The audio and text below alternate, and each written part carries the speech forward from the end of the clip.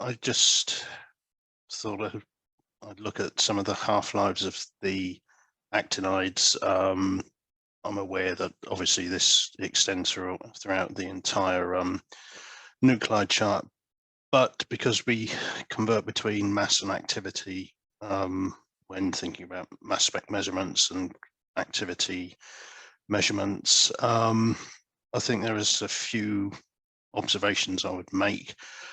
This first slide just really looks at a selection of actinides which I kind of picked out because they're either interesting or there are some points about the half-lives to be made. Very briefly, we make a lot of use of thorium-229 and uranium-233 as yield tracers, but there's no evaluated data in the BIPM5 monography.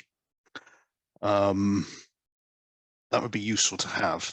For the others, the observation I would make is a lot of this half-life data is over 50 years old. A lot of it's older than me.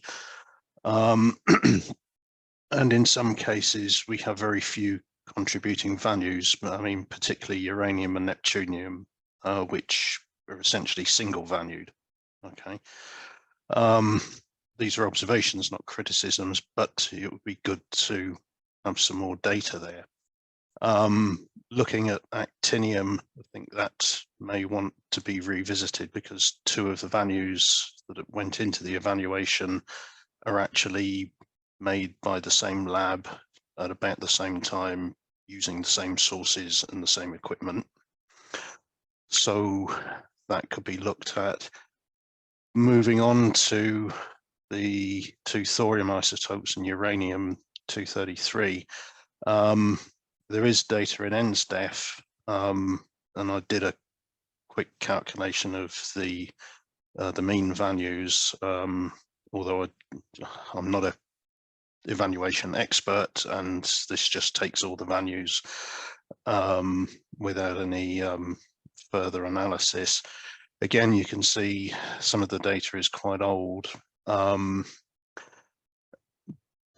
it would be kind of good to have an evaluated value for the thorium 229 in particular. I know Richard remeasured this recently, and so we have two values that agree quite well and one that doesn't. The thorium-230 half-lives are kind of spread about a bit.